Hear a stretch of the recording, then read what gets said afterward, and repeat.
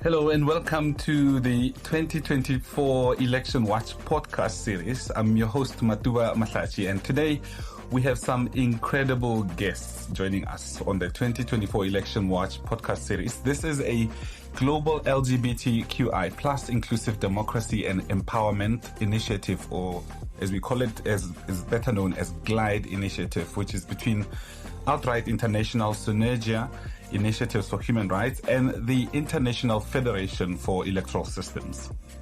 This podcast series aims to comprehensively analyze key elections in 2024, specifically focusing on the political landscape implications for LGBTIQ people from a human rights perspective and how LGBTIQ communities are engaging in these political moments. To discuss the political landscape and implications for LGBTIQ people, I'm joined by Linda Baumann, who based in Namibia, as well as Chanel van der Linde, who's in South Africa. I'll give them an opportunity to introduce themselves shortly. And once again, my name is Matu. I'm your host for this election podcast series brought to you by Outright International, Synergia Initiative for Human Rights, and the International Federation for Electoral System. Linda, I'm going to start with you and ask you to please introduce yourself to our podcast listeners. Thank you very much, Matumba, for having me. My name is Linda Baumann. I am from Namibia. I am a feminist human rights and communications activist. I am with an organization called Namibia Diverse Women's Association. It's a feminist organization. I work broadly within the areas of human rights, gender, and inclusive development. That's great. Thank you, Linda, for joining us. So you're really welcome. Chanel, let's hand it over to you to please introduce yourself. Okay, hi. My name is Chanel van der Linde. I am a project officer at the Center for Human Rights based in the Faculty of Law in the University of Pretoria. We function both as an NGO as well as an academic institution and publish works on LGBTIQ plus rights across the continent of Africa, and also engage in advocacy and trainings for a large variety of folks in South Africa and in the rest of Africa. It sounds like you both do very important and interesting work. And I thank you both for joining this podcast, which I hope will reach out to as many people as possible, especially people who are going through, anti-human rights wave that we've been seeing around the continent. Maybe they can use this as a resource when elections come on in their countries. But I would like to start with the first question to both of you as some sort of reflections on the strength, the weaknesses and opportunities of the LGBTIQ movement in both your respective countries, that is Namibia and South Africa. And maybe also add on top of that how anxious or how positive you are about the upcoming elections in both your countries. I'll start with you, Linda, actually. Go first for me. Thank you very much. I think there has been, when we swat the reality of the movement, and if I have to think about 10, 15 years to 20 years ago, where we find ourselves right now is extremely at a different wavelength of where we've been 10 years or 15 years ago. 10, 15 years ago, there was hardly an opportunity to be able to even meet any political leadership in your country or outside your country. That initially manifests how uncomfortable it has been for state agents or leadership to be engaging on the issue of sexual orientation and gender identity. The only opportunity that we had with them is to hold them accountable at the African Commission or the Universal Periodic Review processes.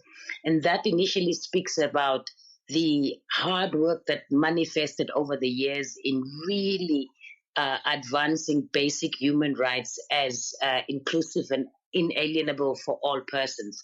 That initially also speaks about where we find ourselves now.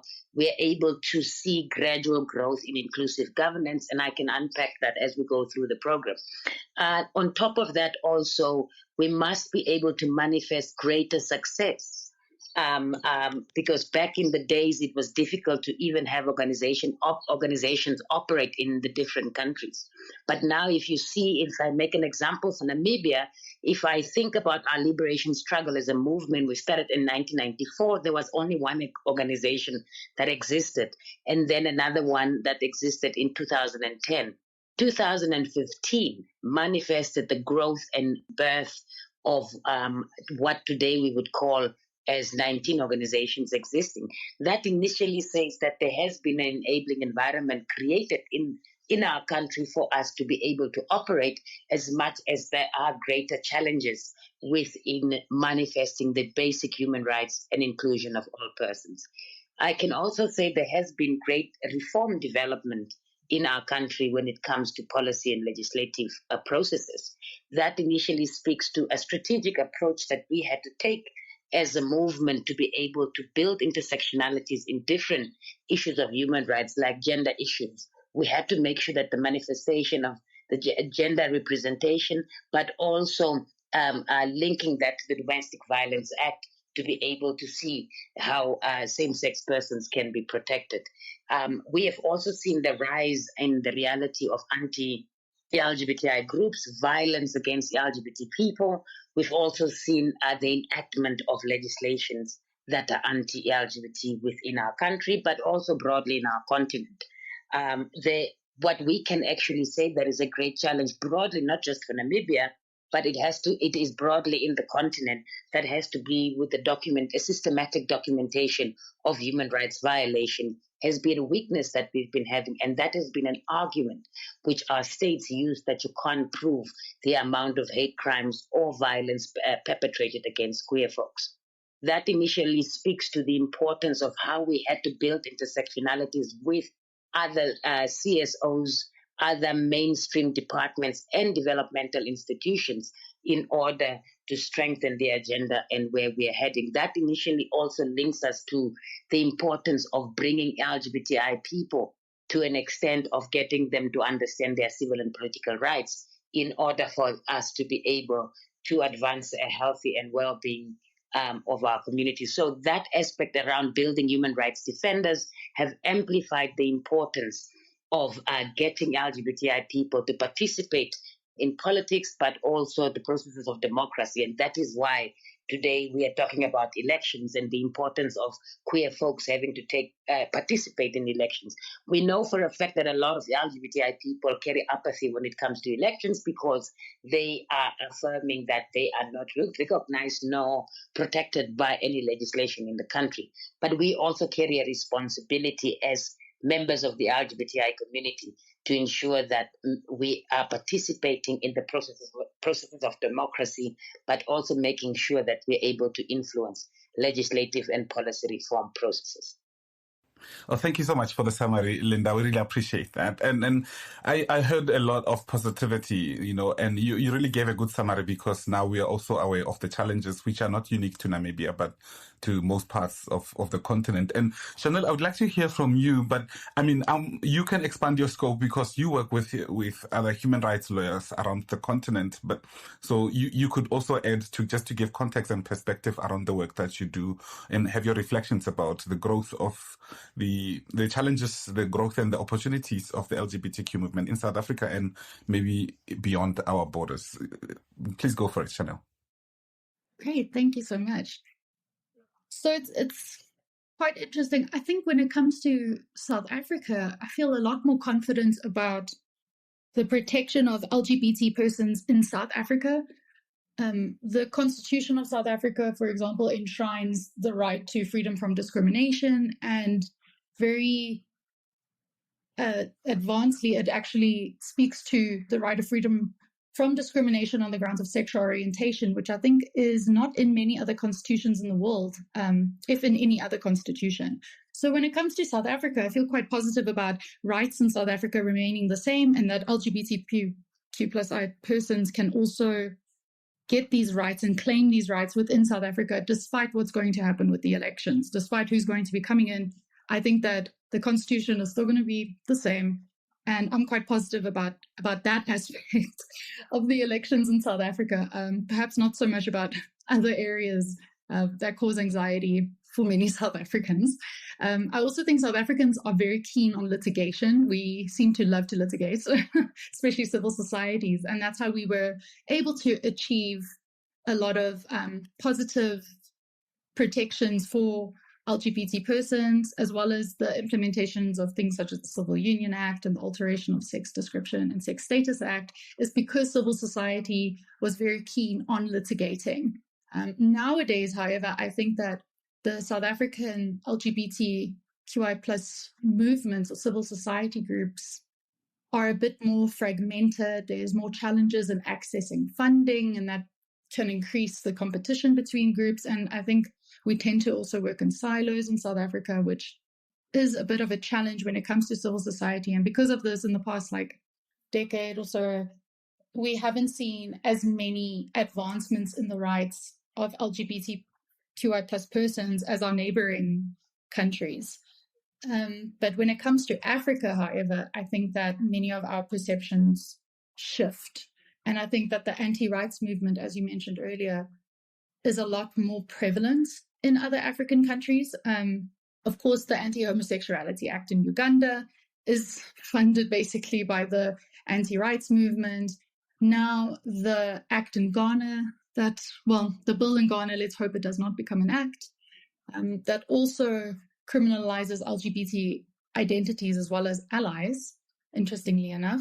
That also has its roots in the anti-rights movement. And we're also seeing an increase in a shift towards not allowing the registration of LGBT NGOs, which cuts them off at their knees, really, because that then stops them from being able to get funding, stops their activities and their advocacy from taking place, never mind criminalizes what they're doing, which puts them at a risk of being jailed. So when it comes to Africa as a whole, we're seeing very disturbing trends that are coming out, and where we saw wins, such as, for example, in Kenya, it has been seen as also progressively moving towards the inclusion of LGBTIQ plus persons. For example, last year, there was a case that allowed the registration of a LGBT NGO. Now we are also seeing at the same time the anti-rights movement becoming stronger and these anti-homosexuality bills being proposed. Because as well as in Kenya, this bill is on the table there. And we're seeing it also now creep closer and closer to South Africa, which I think that a lot of South Africans are maybe not aware of, and maybe other countries as well in Southern Africa, is that if we start looking more carefully at the funding patterns and who's been involved in what project or in what event, we're starting to see the anti-rights movement names pop up in these kinds of spaces as well. Yeah, that's definitely something to look out for, and I tend to think that sometimes we need to be more proactive and not wait for things to fall apart and create strategies already now. So how we push back to these growing patterns that you're talking about, Chanel, and I appreciate your insights in that regard. Linda, let's start with you. On going deeper into our specific countries, because Namibia has seen a shift in the political landscape recently with the death of President Hage Geingob, who, by the way, is seen as leaving a mixed legacy on LGBTIQ issues. I mean, he delayed the signing into law of the anti-same-sex marriage bill that was passed by an overwhelming majority of parliament. Where does this leave the movement, the LGBTIQ movement? I think former President Hage Geingob did not leave a mixed message in his legacy. I think for me, as a human rights defender and activist in this country, when he was asked his first question upon taking up the office, he was very clear when he was asked, "What's your stance on LGBT issues?" His response was, do LGBTI people face the same challenges as the other community? Are they hungry? Do they need basic care? And if so, let's first deal with those realities. As much as it looks like a bypass of a response, he initially positioned himself to say, I'm here for all Namibians.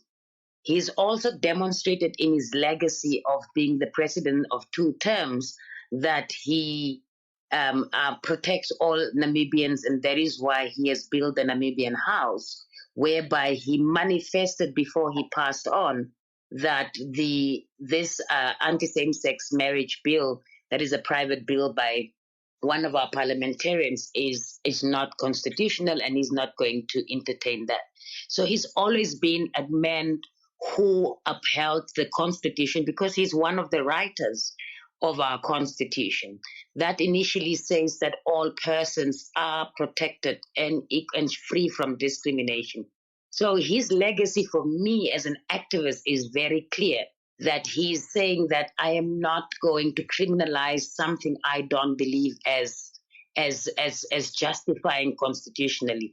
That initially says that where we find ourselves under Article 66 of the Namibian Constitution, that process of the Attorney General that still needs to engage the current president around whether this bill is constitutional or not, because that's the status quo that needs to come out in order for us to be able to know what the current president will be doing, even though I'm of the strong conviction that he's not going to entertain that.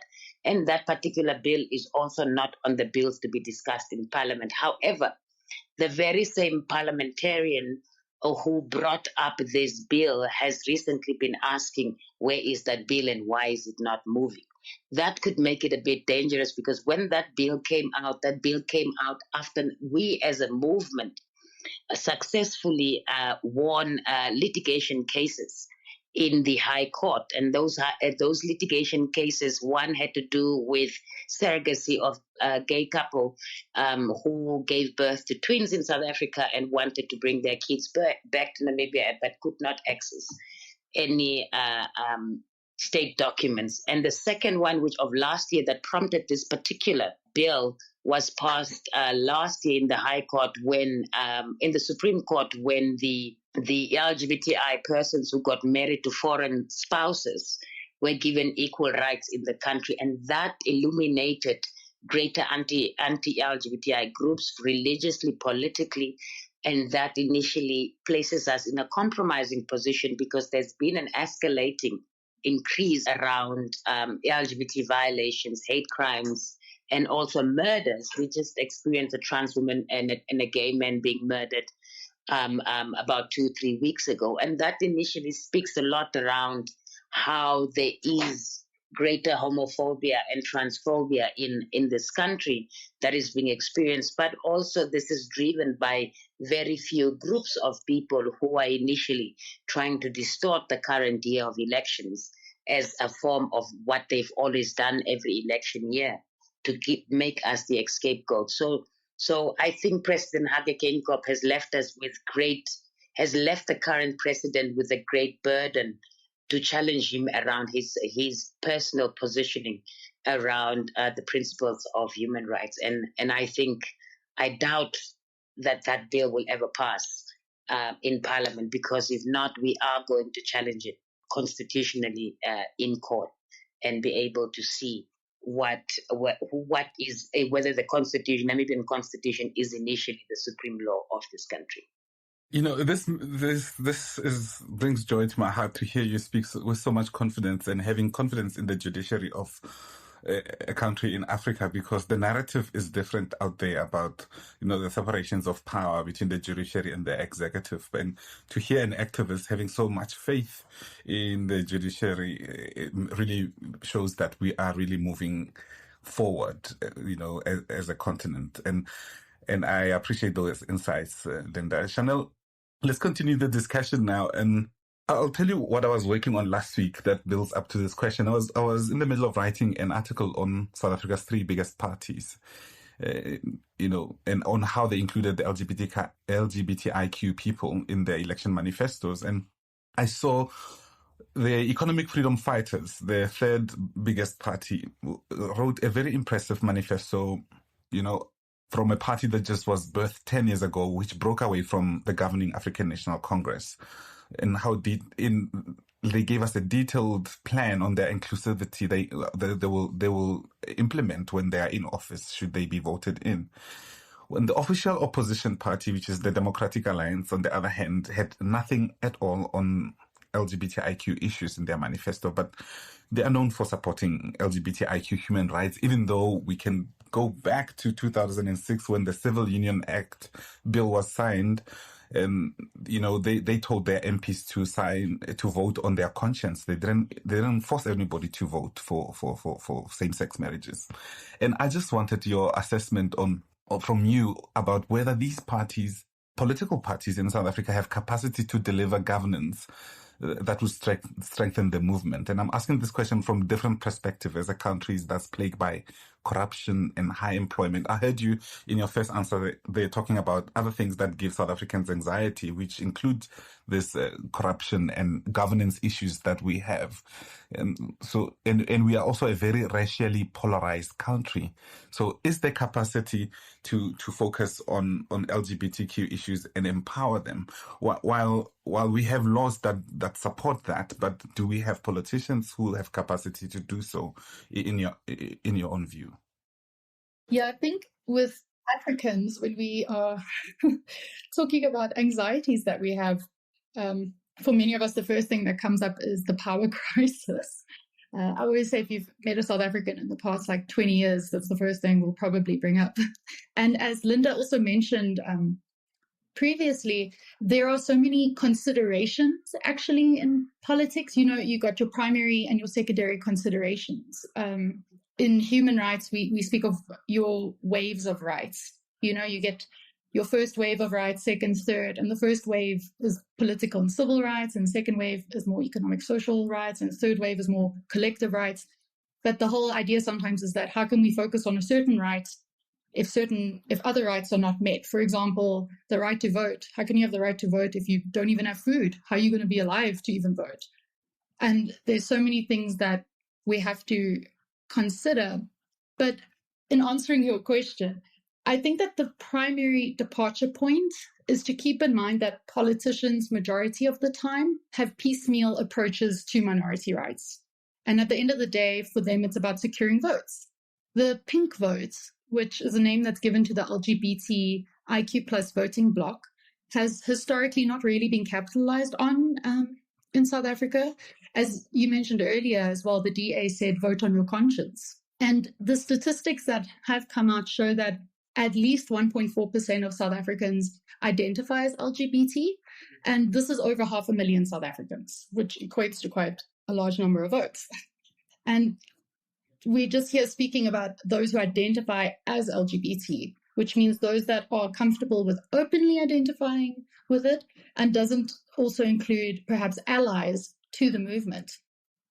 And with politicians, they'll also attempt to win over the confidence of legislators and traditional leaders. And those are persons who can have a huge impact on their voting numbers. So to answer the question, when it comes to governance, I'd like to kind of split it into 3 sub-questions that I think anyone can ask themselves if they're thinking about voting for a political party and they're wondering if this party will end up strengthening the LGBT movement in South Africa.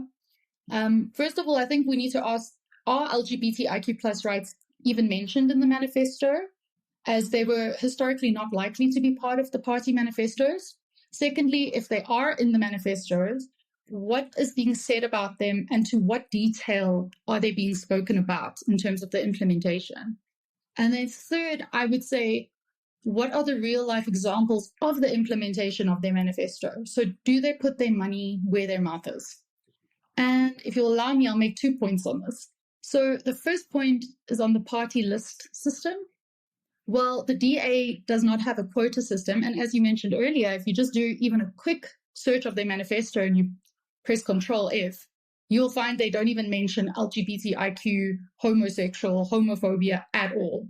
But then their party practices in the past have shown that they have many LGBTIQ plus members that are out and open about being in the community. But then the ANC and the EFF both vouched to include a percentage of LGBTIQ plus persons in their party lists, which technically ensures that there will be LGBTIQ plus persons occupying a parliamentary seat. And from past research on women's representation, this approach has shown to significantly increase the number of women that are on party lists. So the quota for LGBT persons also shows that the parties are open to LGBT representation. But there's two issues that can arise, which is that first, the party lists themselves don't say who is LGBT and who isn't. It's just the first name and last name of the person. So this puts people then in the position that they need to come out themselves, and that can open them up to potential violence and consequences in their personal lives. And secondly, political parties actually can put LGBT persons at the bottom of the party list, which satisfies that obligation of the quota system, but it lowers the possibility of LGBT persons occupying parliamentary seats. So then this requires us to take a more careful look at who is on the party lists, and it speaks to the difficulty in actually ascertaining if the party has a vested interest, which is my second point. And that I think that any party has the capacity to deliver governance that would strengthen the LGBT movement in South Africa, whether it be through a quota system or having harsher sentences for hate crimes or changing education policies. There is a lot of financial and human resources available in South Africa. But the issue for me lies in political will. Because if a party is dedicated to truly improving the lives of LGBT persons, then they'll make this intention clear, and often that would be through providing roadmaps or detailed plans for the implementation. And the only party that has made that clear to me has been the EFF. Because within the manifesto, it not only mentions LGBTIQ plus persons, but it greatly expands on what they intend to achieve for the community and how they intend to achieve it. I think they have a whole separate section on LGBTIQ plus community. And this is in stark contrast then to the ANC manifesto, which very broadly speaks that they will aim to advance the rights and dignity of LGBTIQ plus persons, which they include in another category that includes like women, persons with disabilities, children, and other vulnerable groups. And that's like a very vague statement, and it doesn't really expand on how they are going to advance the rights and dignity of these persons. But then, whilst I just said that the EFF does include LGBTIQ plus persons, they expand on it quite greatly. Practically, there's a bit of contention because the EFF leader, Julius Malema, has voiced his support for the LGBT movement. But then its members, on the other hand, have shown homophobia and disregard for the community through things such as when they hosted an event at UCT and at University of Cape Town. And they invited a well-known homophobic speaker. And when multiple NGOs tried to discuss the issue with them, including LGBT persons on social media and in private letters and communications, they dismissed the concerns. So at the end of the day, I think also governance is not a single issue, but it's rather a holistic thing. And we need to see all sectors of governance achieved rather than just one single sector. Some great points you make there, Chanel, especially on the EFF. And you also touched on a lot of things that include political will. And I mean, we have South African President Cyril Ramaphosa sitting with the hate crimes bill that could actually literally save a lot of lives if it was signed into law at any time. But we're still waiting for that. Maybe it's one of the election tickets, who knows? But you also touched on something interesting, which puts me to a question back to Linda. You spoke about women leadership, Chanel, but in Namibia, there's interesting developments that are taking place. The Southwest Africa People's Organization, SWAPO, the presidential candidate will be Vice President Netumbo Nandi-Ndaitwah, who will be SWAPO's first woman presidential candidate. The optics tell us this is progress, but is she someone the LGBTIQ movement can count on, Linda, when in office? If not, is the leading contender Panduleni Itula, who of the Independent Patriots for Change Party, who made history and got 30% of the vote in 2019 election, which is the highest opposition result in a presidential election, the one to put in that office. I'm not trying to make you pit them against each other. This is not a personality contest or anything, but who is more likely to endorse progressive policies that ensure no one's left behind, Linda? Well, I think Panduleni Hulaitana indeed was the first presidential opposition who has made that history, but I don't think right now that he carries that wave and cloud of being able to get the same results of being the second contender. Because there are other emerging candidates that are also vying for that particular positioning. At the same time, also with his party, I think for queer folks, they also had quite a high level of confidence in him bringing change. But after the elections, his party just went quiet because initially his party didn't have a seat to say anything in parliament. So, because his party just came in for presidential candidacy and not National Assembly spacing. And also, in responding to your questions, let me first speak as a woman. I can tell you that is great progress. Namibia is the first African country who currently historically has 50-50 representation in parliament. That says a lot around it. But obviously, there's a deeper question about as much as it's 50-50, how many of the women are initially ministers themselves instead of being deputy ministers? Because it's also about where the power lies. So I celebrated that success. I celebrate the success of having the second female candidate in Africa, because Liberia's Serif was the first female president in our continent. I can actually say the current presidential candidate for SWAPO initially does not have a reputation of hate speech in this country generally. She's remained a diplomat and minister for international relations for quite some time. So her diplomacy and positioning has not come out publicly around what she feels and thinks. But we can actually also narrate that SWAPO as a political party has got elements of leaders.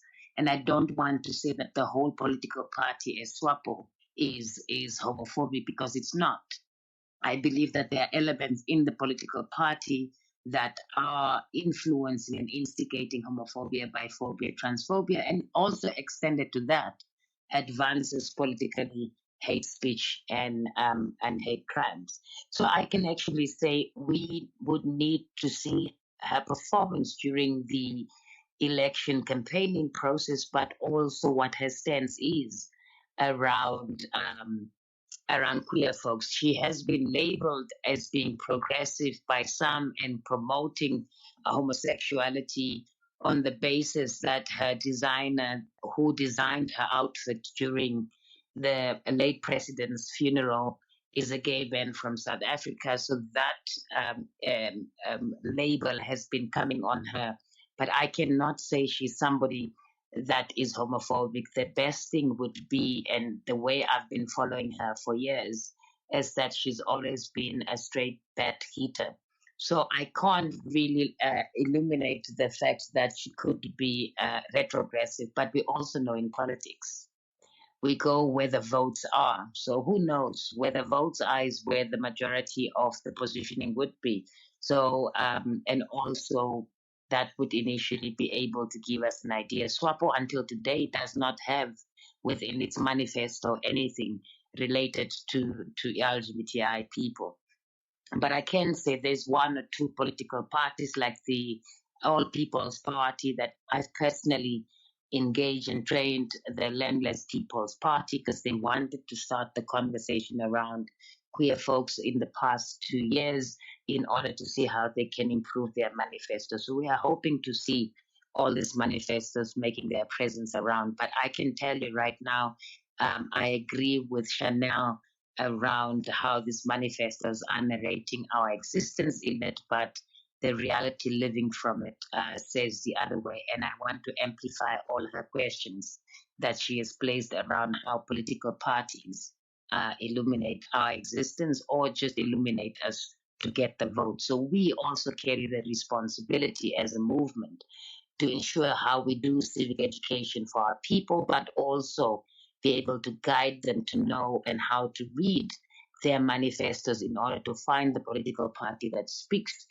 to their agenda and also discourse of need. So Namibia is currently in a very volatile position when it comes to queer folks and politics. We've not engaged as a movement directly in LGBT elections, but I can tell you individually with some of us that are politically active have tried doing inroads, and we are now trying to cultivate a greater strength of getting LGBTI people to start making themselves visible in the spaces, but also moving in such a way that their voices are heard. I can also share on this show that there are members of the LGBTI community that are considering starting an LGBTI political party. I don't know how far that is, but there's been quite a high level of promotion around that. And I think we need to encourage diversification of representation. But we are also saying we need to be careful of starting an LGBT political party and then just limiting it or getting it labeled to be a queer folks. But it should be an inclusive party that recognizes all persons irrespective of who they are. Very interesting developments. Thank you, Linda. And I think something we should interrogate soon is the role that civil society organizations play in an election, period, because sometimes people's minds, hearts, and political beliefs can be changed based on where they get funding as well. But I'm sure that's a debate for another day. But I think we should make time to interrogate the civil organizations, societies, organizations. Yes, I think it's important that we do that. That would be in relations to how do we prepare the LGBTI movement as civil society partners to be able to engage? Because there are other civil society organizations that are 10 steps ahead when it comes to really doing civic education, but also electoral education in the country. I think the essence here is what is our collective agenda as a movement that we would like to see, even though it's going to be uniquely tailored. But I think we need to discuss this and have a projected strategy that would be able to look at what is it that we are calling for, what's our call to action, but also what is our safety, safeguard, risk mitigation strategies. Because more than 20 countries to 56 countries in the world will be having elections in this year. That initially says to you that there's great volatility when it comes to queer folks in the different countries. And we need to be able to figure out how do we consolidate and centralize conversation that would be able to get us to understand how the interaction with political parties would be, taking a framework that would be able to be reflective on our rule of law and democracy, but also the process of elections in our different countries. But also, what does election mean for queer folks and their safety when they go to polling stations, especially for trans women too? I totally agree with you. Thank you. I mean, out of the show, we already have another topic for the next show. So I'm very grateful that I have guests like you who help me brainstorm unintentionally. So, and thank you for your reflections on the vice president in Namibia. And I'm going to go straight to South Africa now, Chanel, where we have another personality in this election season, what some newspapers have called the silly season. And LGBTIQ people often feature in these campaigns for votes. And not so long ago, former South African President Jacob Zuma, who has since formed his own party and contesting elections, told people during one of his campaigns that he'd repeal laws that didn't enjoy the support of the majority of people in South Africa. He was questioning how laws are passed, arguing that they don't reflect the values of many citizens. And he cited the Civil Union Act as one of them, and uttering homophobic comments, of course, while telling that to his constituency at 2 weeks ago. What is your reaction to his contention, especially where how laws are passed and the involvement of people, and how do we even gauge that this resonates with majority of South Africans? I love the idea of the CSO being interrogated as well, because I think that's really, really important. And CSOs are basically the frontline defenders, right? We're talking about our governments and the elections. But these NGOs can rise up and assist in the protection of LGBT persons. But yeah, so Jacob Zuma is really, he's become like a character, I think, in South African news. But really, I think it's super dangerous for any politician to be promoting homophobic rhetoric. If we examine it from like a legal perspective, it's highly unlikely Zuma would be able to overturn something such as the Civil Union Act, because the right to freedom from discrimination is enshrined within the Constitution. As I said before, Section 9 of the Constitution says you are free from discrimination, including on the grounds of sexual orientation. So really, I think legally, it does not have much weight. And I think if you examine the previous statements he's made before, a lot of the statements he has made doesn't really have any real legal backing to it, or the citation of various acts or legislations. So legally, I think we can kind of like dismiss it and just ignore it. But at the same time, that doesn't mean that we should discard the social impact that his words can have. So with Zuma, his greatest constituency is within KwaZulu-Natal, and that includes those in rural and peri-rural areas. And these communities very much still listen to traditional leaders and other leaderships that can influence how they vote. So at the same time, he holds a lot of sway with these traditional leaders that can subsequently affect how people vote and along what lines they vote. And the rhetoric that he gives, this anti-homosexual rhetoric, and I think it's just anti-LGBT, because probably if you probe further about like the rights of trans folks or non-binary folks, it's probably this kind of right-wing idea of being against those, I'm assuming, but just looking at the past. The rhetoric kind of provides a moral backing also for hate crimes to be committed. And in South Africa, we have one of the highest rates of sexual assault in the world. And when you combine it with the prevalence of violent crimes that take place against LGBT persons, then this correlates to the high number of corrective rapes that we see of lesbians in South Africa, which is always such a travesty to speak about, because it seems that every week news comes out about another lesbian who was raped. And when a politician makes comments such as this, it leaves quite a lasting impression, I think, in the psyche of those who do listen to him. And to the politician, it probably doesn't mean anything to them. It's an act of populism, and it's appealing to the masses in order to garner votes. And I think in his case, he doesn't not have a regard for the consequences of his words, especially in a country like South Africa that has such high levels of gender-based violence and corrective rape. But it's always such a difficult thing, I think, to speak about, because his words, he's kind of dismissed and made a joke of a lot. I think in South Africa, we can't deny that his words can affect how folks think and feel, and give them that moral authority to perpetuate crimes against LGBT persons. Yeah, thank you so much, Chanel. And I tend to agree with you. And maybe some other time we should also interrogate how, South Africa has done so well in terms of, its policies and laws, but did very little to decolonize, or even, how can I put this? I think what South Africa didn't do so well is the social impact of the laws and policies that we have, because this is why people like Jacob Zuma can make comments like that homosexuality is not something that's palatable to majority of the people in the country. But maybe we should look at how we are socializing our children these days, and so that we change this for people who come after us, I think to say decolonize is very much the word, though, because that's another rhetoric.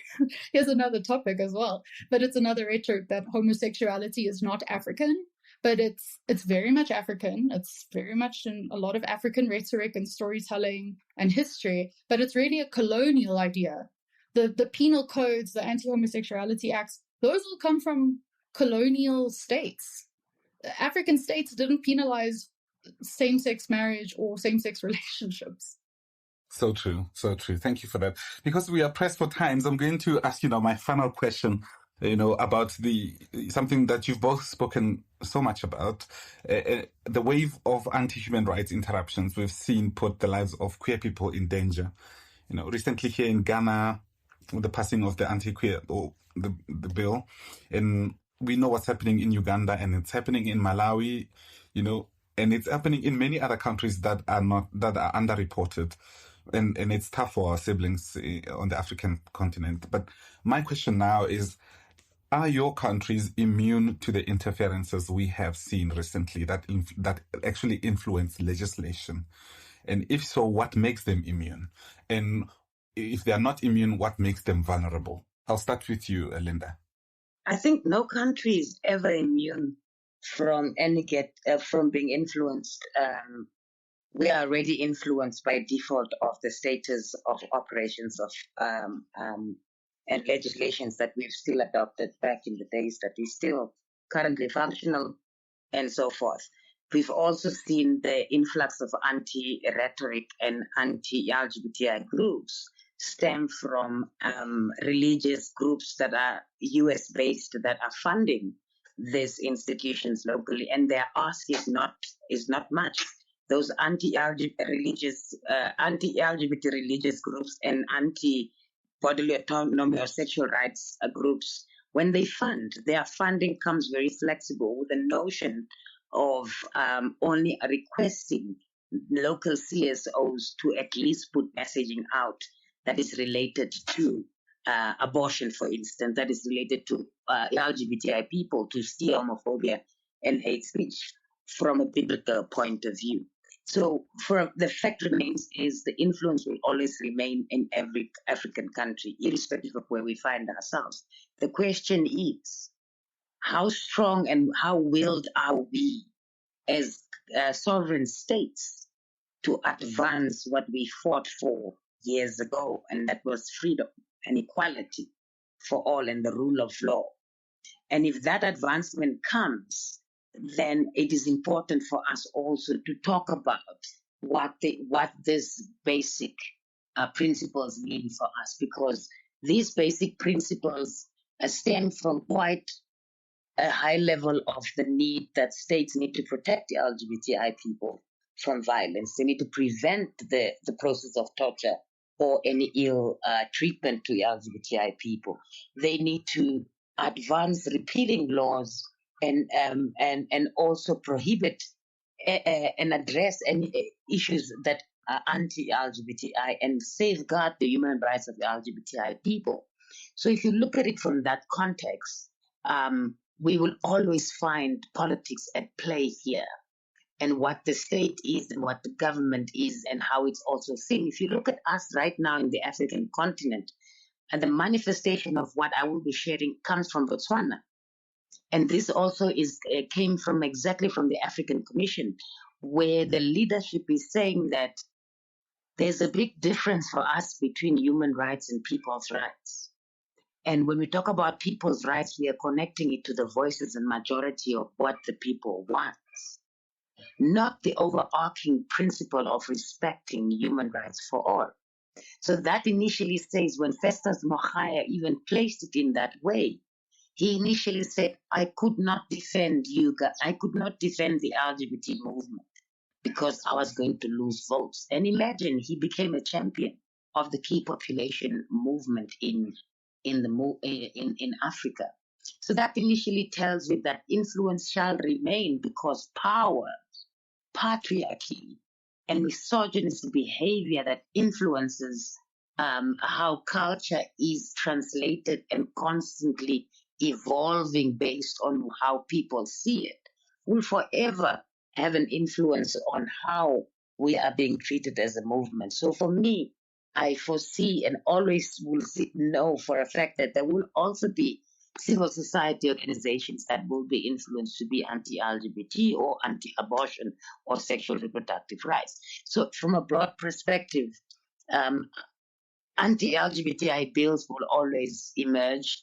because of the non-respect of secular states, and secular states being aligned to extreme religious or faith groups, and also what that plays out in how people interpret the message of how abnormal we are and unnatural we are, which is not the case, because people carry personas about the LGBTI movement, yet they have not engaged it. So in the last sentence of my engagement on this question is that countries are not immune to interference and influence on legislation, but they can that influence can either be positive or negative. There are really countries like my own country that I've seen progressive legislative reform, but also influence from their constitutional positioning, because they, like Namibia, any internet article 144 of the Constitution talks about international law, and what they mean by that is that international law and regional law that is ratified by Namibia shall become domestic law, as long as this particular law does not infringe within the constitution of the country. That initially says that they would always be influenced legislatively, and you can't develop or draft legislation without doing comparative analysis and case studies from other countries. So influence will always be there, unless we want to redefine what influence means, because there's no African person who wears a T-shirt that is just made from Africa, who wears completely African clothes from Monday to Friday and Sunday to Sunday. So influence is something that we will all need, in whether it's in a good way and in a bad way, but the middle edge of that influence is, are we doing the right thing? And and if we are doing the right thing, does it benefit all citizens and the well-being of all people in the different states of representation? Great thoughts you're sharing with us there, Linda. Thank you so much. And Chanel, I'm just going to throw it directly to you with your final thoughts on the last question about whether a country like South Africa is immune to what we are seeing in Ghana, Uganda, and other places on the African continent.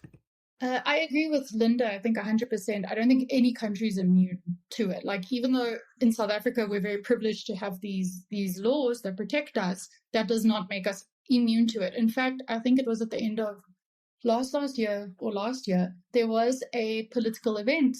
And if you looked at the donor logos at the bottom, one of them was Family Watch International. So they're slowly coming into South Africa as well. Maybe fast, but it's only starting to rise up to the surface now. And I think that this movement has been brewing for a very, very long time. And we just haven't noticed it. But like, the first bubble has kind of popped above the surface, like water that's simmering. And now we're only starting to see it, and it's quite dangerous.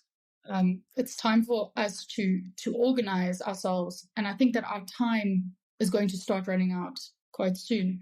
And speaking back to Linda's point, I do think as the LGBT movement, we do need to be more organized. We need to strategize together on how we can do civic and religious education for people, but also speaking about how can we occupy political spaces. And that's where it's really important if political parties show that they're open to having LGBT persons, because maybe then we can work to get LGBT folks in the space, and hopefully they do support LGBT rights, since some of them don't. I think what's really important to this is that we all need to have integrity when we're working on this. I think a big thing is that they offer money. They have so much money backing them. And with corruption being so rife throughout Africa, we can see that that's kind of a weak point for a lot of folks, not just politicians, I suppose. So we really need to remain and have this integrity and remember what we are fighting for and working towards. Because at the end of the day, as queer folks, as people in the queer organizations and the queer community, all I think we really have is each other, to help each other out and to stand up for one another, where our brothers and sisters and nibblings on all throughout the continent, where they can't protest and speak out against the government. Us who are in the countries where we can do that, we need to stand up for each other. Thank you so much. I really appreciate both your insights. And we've come to the end of our 2024 Election What podcast. And Thank you so much to Linda, who's joining us from Namibia, and Chanel, who's joining us from South Africa. And this is a global LGBTIQ plus inclusive democracy and empowerment, or GLIDE initiative, between Outright International Synergia Initiative for Human Rights and the International Federation for Electoral Systems. Thank you for joining this episode of podcast, and please look out for more episodes like this one throughout the year.